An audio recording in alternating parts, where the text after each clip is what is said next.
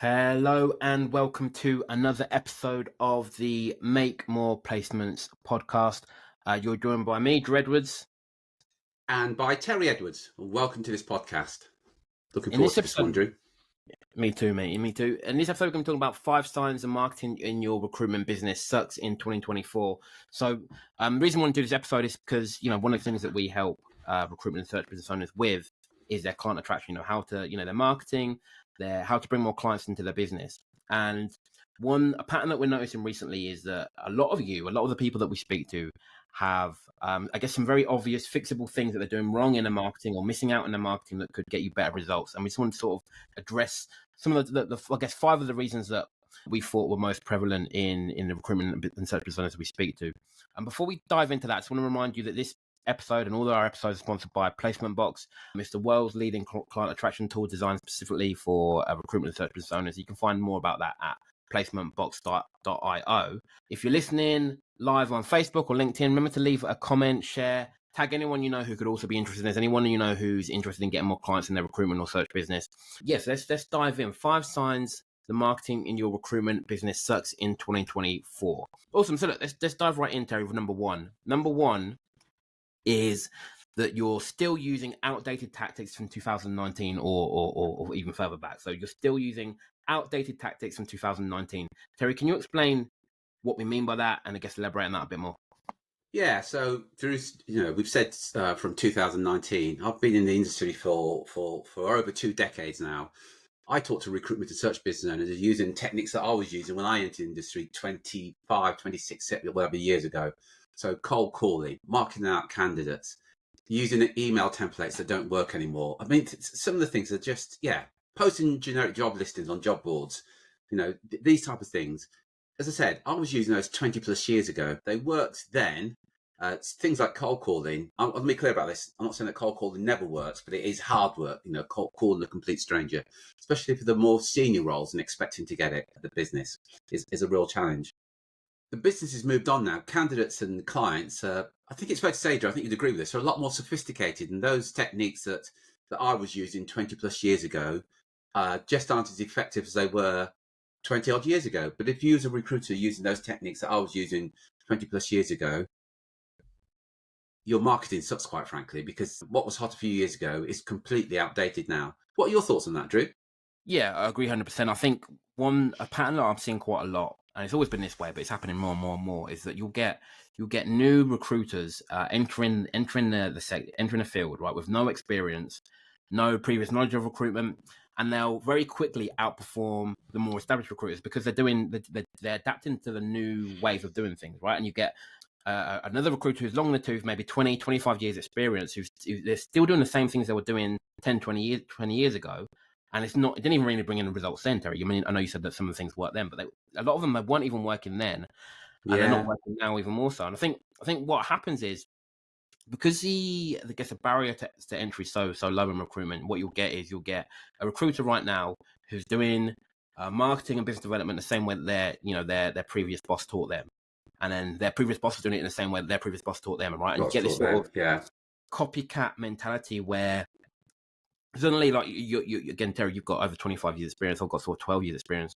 I'm seeing recruitment firms still doing the things that we were doing back then, right? We work with recruiters and search personas all over the world. And even if I look back before COVID, even before last year, we don't teach the same things we taught back then. We don't, the methods that we see working the best aren't the same as they were back then. And I think one of the biggest mistakes you can make right now, if you're wanting to bring more clients into your business, is just not adapting. If you're still using the old methods, or you're not looking to optimize or adjust those methods, you're not even testing something else on top of that, then I think it's a clear sign that you're leaving opportunities on the table, you're leaving money on the table, and that your marketing sucks in 2024. Terry, anything you'd add to that? Yeah, I think the critical thing is sales and marketing are the lifeblood of your business. If you haven't got this right, you've got problems. It really is the lifeblood. You could be the best recruiter in the world with the best candidates, the lowest fees, the best process there is out there at finding candidates. If your potential clients have never ever heard of you, you've got a major problem, because those attributes that we mentioned there count for nothing if your potential clients have never ever heard of you. And for the majority of recruitment and search business owners that we speak to on a regular basis, that's their biggest challenge. not that they don't know how to recruit, but the challenge is that they're using outdated tactics, a consequence of which that most of the potential market have never heard of them. They've never heard of them. If they've never heard of you as a recruiter, you ain't going to get that business. Period. Yep, 100%. So number one is you're using outdated tactics from 2019, even before that. Two is that you don't have consistent brand presence online. So you don't have a consistent brand presence online. So again, as we're recording this episode, it's 2024, September 2024. And again, this is something we've been talking about for years, I think. And again, it links back to number one, right? Still using outdated tactics from 2019. But I think when you look at where in most sectors where your clients are now, where your hiring managers hanging out, they're going to be predominantly online. They're going to be on LinkedIn, they're going to be on X or Twitter, whatever you want to call it. A lot of them are going to be on Instagram, a lot of them are going to be on Facebook. And I think intellectually, we all know this, right? As a business owner, you're going to know this. You're going to probably be on those platforms yourself. But a mistake that I'm seeing time and time again is you not using that, you not utilizing that in your business. So are you posting on those platforms every single day? Are you present? Do your clients know you exist? If I'm a potential client and I'm on those platforms, am I connected with you? Do I know what you stand for? Do I know what your brand's about? Are you inviting people to speak with you, right? I think, again, just define what marketing is. The act of marketing is how we define marketing is any activity that gets more people into your sales process, right? So marketing is any activity that gets more people into your sales process. And as a recruitment or search business owner, your sales process most likely is going to be some form of meeting, right? It's going to be a sales call, Zoom meeting nowadays, could be a face-to-face meeting, right? So when we talk about online presence or online activity, I'm not just talking about being present on those platforms, which I think a lot of you are now. It's like, is the activity you're doing, is it actively driving people into your calendar? Is it actively getting you more appointments? So two mistakes we see here is one, not being on these platforms enough, not posting enough, not being present enough. Two, even the ones who are highly active, they're on platforms, they're commenting on posts, they're posting content every day. The content they're posting is, quite frankly, crap, and it's not bringing in more sales opportunities, right? If your marketing activity isn't equating to more sales opportunities, more sales meetings, then it isn't working, right? And quite frankly, it sucks. Terry, anything you'd add to that?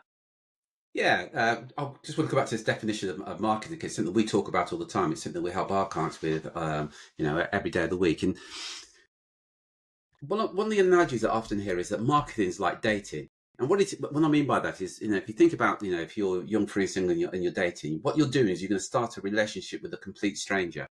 But you don't start a relationship with a complete stranger by going up to them and saying, "You're fantastic, you're beautiful, you're gorgeous, let's get married." You don't do that to a complete stranger. And the same with marketing. You don't reach out to somebody on LinkedIn saying, "You're fantastic, I like your profile, can we do your recruitment?" There's a process that you go through, and part of that process is a brand presence. And it's even more important now with the impact of social media. And if you're thinking, well, what I'll do is I'll post every now and then online, be it on LinkedIn. And most recruiters are on LinkedIn, by the way, which I always find interesting because it's only one platform. If you do any research in it, you'll often find that most of your potential clients are on other platforms other than LinkedIn. But we'll leave that one aside because it's estimated about 28% of the workforce are on LinkedIn. But just consider that the majority of the workforce is not on LinkedIn. But you're just using LinkedIn and you're doing it occasionally. Your chances of your decision makers seeing your posts are slim to non-existent. And if you're only using one platform, such as LinkedIn, your chances are even slimmer. But think about it. You've got the opportunity to use all the other social media platforms. And I get at this stage, a lot of recruiters say, "Well, I'm not a fan of Facebook or Instagram or YouTube." I get that. Neither am I personally. I'm not even a massive fan of LinkedIn. It's not about your personal taste and whether you're a fan of it or not. It's about what works. So if you're doing the activity, you're not getting the results, you may want to look at that and say, what is it I could be doing that if I was to do it, I would get better results? What I mean by results is you're getting hiring managers reaching out to you. You're calling hiring managers, giving your name, the name of your company, and they recognize you. You're getting hiring managers book into your calendar to discuss their hiring needs. When you get this right, the consistent brand presence online, that's exactly what happens. If you're not getting those results, you may want to look at your activity. And look, seriously, if you're doing it and it's not working, I suggest you stop doing it and look at something that's going to give you the results that you want. Anything you'd add to that, Drew? No, I think you've hit the nail on the head. 100% agree. How is it great? So number 2 was that you don't have a consistent brand online presence. Number 3 is you're not leveraging data to optimize your campaign. So you're not leveraging data to optimize your campaign. So I don't care what sector you're in, how many years in the game you've got, right? There will be data that tells you what you need to do to grow, right? So whether you're doing cold calling, there'll be data such as, how many dials does it take you to get through to a prospect? How many prospects do you need to speak to get a sales appointment? How many sales appointments do you need to get a client? Whether it's cold emails, how many opens do you get? How many opens do you need to get a response? Every single piece of outreach that you do, any piece of marketing you do, will have data behind it that tells you, it tells you a few things, right? It tells you what's working well, tells you what's not, right? And I think there's a few pieces to this. I think a lot of the time we see recruiters engage in activity that isn't working, right? They're doing a lot of stuff, a lot of activity, spending a lot of money, a lot of time, a lot of energy on activity, and their consultants as well. And it's not adding any more sales opportunities into their calendar again. So it's marketing that's not working, right? So that's a waste of time. With looking at data, we can get rid of all of that stuff, right? Immediately gives you back more time. But there will be stuff that is working as well. And I think with the things that are working, we need to look at how do we optimize that and how do we scale it as well, right? So if you know the data, if you know what inputs you need to get the output, which let's say the output's getting a sales meeting and getting a client. If you know what inputs we need, we can begin to predictably scale the business, right? So if you know that it takes you, let's say just keep it simple. Let's say you just do cold calling. It takes you 200 dials to get a sales meeting, and it takes you 5 sales meetings to get a client. We know that 1,000 dials are going to bring a client in, right? Once you have that data, we can begin to predictably scale your business, and bringing clients in becomes almost like a tap, right? We turn it on when we want, turn it off when we don't want, right? And I think there's a lot of recruiters who don't know where the next client's coming from, don't know where the next piece of business is coming from. Not because they don't have any marketing that works, because they do, right? If you've already got clients in your business right now, you have some marketing channels that work. Something that you're doing is working. The problem is you probably don't know what it is, and you probably don't know exactly why it's working, or what data points need tweaking or need leveraging or need scaling to get you more clients in. Terry, again, does that make sense? Makes perfect sense. I believe it was Peter Trucker, the management consultant, who said, if you can't measure it, you cannot manage it. And so many recruiters will say things like, "Yeah, well, what we do is we send out emails to get business." I go, "Great. How many emails do you send out? What percentage are opening those emails? What percentage of those emails are leading to appointments?" "Oh, I'm not really sure on that, but we know it isn't working." There's no data to prove that, quite frankly, because if you're only sending out 10 emails, well, I can tell you now, is the volume of emails that you send out is insufficient. It might be marking out candidates. So our way of getting business is MPCs, or most placeable candidate, where you market out that candidate on steroids. Again, so many recruiters do it, but have no data to support that it's the right thing to do to get the results that they want. And what recruiter, often business owner, says is, "Well, we did it last year and we got this massive assignment." Great. That is great, that is, that you got that massive assignment. But what are the numbers on that? Because once you know the numbers, you can do some, you can duplicate it. If you're in the position right now, you're thinking about bringing on consultants, thinking about the power and the success you would have if you could say to the consultants, "What we know is if you make this many dials, you'll get this many contacts. For this number of contacts you get, you're going to get this number of meetings, and for this number of meetings, you're going to get one piece of business every single time." And you've got that data.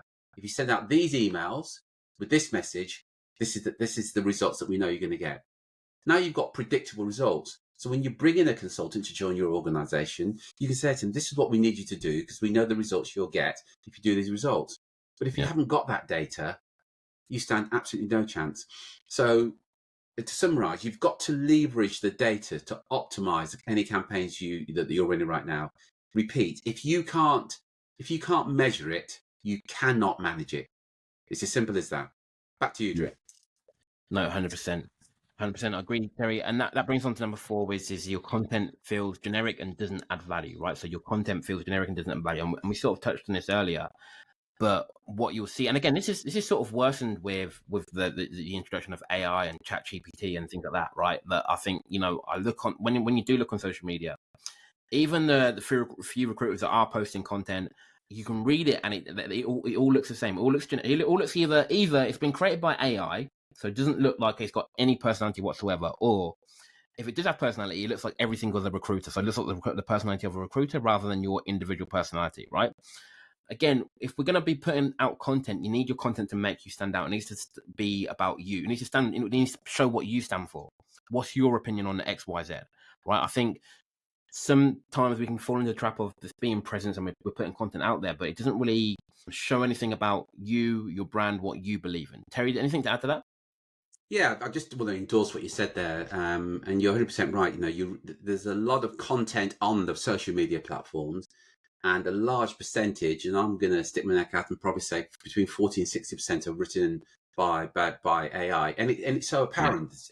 It lacks character. It's not resonating with the reader. It's what I call plastic. Look, I'm all for using AI, but I want to be absolutely clear about it. But don't just put the data into AI and say write me this report and then post it, because it's not engaging. You're going to sound like, because every other recruiter is doing that. So if you're all doing the same thing, you're all going to sound exactly the same way. Where you're going to get the engagement is where you add your personality, where you add your personal touch to the content that you're putting out there, where you're sharing stuff about you. Because at the end of the day, that's what hiring managers are going to engage with. You're going to engage with you as an individual rather than just another recruiter. And the moment you can position yourself as being more than just another recruiter is the moment you're going to stand above the crowd. And this is what this is all about. Marketing is all about standing above above all the others out there, so you get your hiring manager's attention. So have a look at your content and make sure that you're adding value to your target audience. Awesome. And that brings on to number 5. Before we get into number 5, I just want to do a quick recap. So number 1 is you're still using outdated tactics from 2019 or perhaps even further back. Number 2, you don't have a consistent brand presence online. Number 3, you're not leveraging data to optimize campaigns. Number 4, your content feels generic and doesn't have value. That brings us to number 5. Number 5 is you're not using video to engage your audience. So you're not using video to engage your audience, right? And again, all of these are linked really, but I think in 2024, we've been saying that you need to use more video for years, right? Probably further back than 2019. But I think what happened when ChatGPT came out of the AI is that it became even more important, because suddenly there was people. So before it used to be like there's a small group of recruiters who were doing written content. When AI came about, I felt like every recruiter was doing some written content of some form, right? And it made it even look even more generic. For me, it makes video even more important, right? Compared to written content, video is so much more personal, so much more engaging. I think it's the only thing really that we can, if your audience are watching it, doesn't look like it's done by AI, right? Even if the notes are written by AI, even if the script's written by AI, your delivery of it is going to always show your personal brand and your own personal touch. Terry, anything you'd say to that? Yeah, I think one of the big things with video is that visually people retain 95% of the video messages retained. That's worth noting as well. You gain better trust with videos than you do with the written content. With a video, it's more likely to be shared, by the way, if it's a video rather than if it's written content. And it certainly helps with your brand recognition. Videos can help increase your brand recognition quite substantially. And I think the key thing is people often forget, it's probably the easiest thing to do. To do a 2-minute video is a lot quicker than actually doing thinking, I'll write a post on LinkedIn or Facebook or Instagram or wherever. It is so much quicker to do. And often recruiters say to me, well, I know my market and my market know you. And I say, great, that's fantastic to hear. Let's take a look and let's look at your social media presence and see how your audience can find you. And then you go to YouTube, no videos on YouTube. You go to Instagram, nothing on Instagram, nothing on Facebook. Think about that for a minute. Think about when you want to solve a problem, whether it's just something as simple as I've got a problem with my cooling system on my car at the moment. One of the first places you're going to go is to YouTube to see if you can get some instructions on how to solve a problem. Your hiring managers, your candidates are doing exactly the same. If you've got no presence there, but your competitors have, guess who's going to get the business? So it's really worth thinking about. And I think that there's key things there. The main one, it's just so easy to do a video, quicker than any other methods of engaging with your audience on social media platforms. 100%. I think, just to wrap up, I think the overall message here is that with marketing, or your ability to attract clients, what we call marketing is evolving all the time, right? So I think you need to be on top of the game. You need to be constantly looking for new and better ways to do things, new and better ways to attract clients into your business. I think if you're a recruiter or search business owner right now, right, and you haven't got the clients you want, you're not generating enough sales calls, not generating enough traction with your marketing, then it's probably a sign that you need to look at it, need to change things. And if you want help with that, if you can go to makemoreplacements.com/call, you can book a quick 15-minute audit with either me, Terry, or one of our team, and we can look at your marketing, what you're doing right now, highlight what's working and point out what's not, and what you can do to get better results going forward. So that's makemoreplacements.com/call. Terry, yeah, that's it for me. Anything you want to add? No, that's fantastic. I really enjoyed that. And yeah, if you've enjoyed this, please share it with other recruit and search firm owners who you think can benefit from it. Thank you very much for joining us today. Until next time, folks.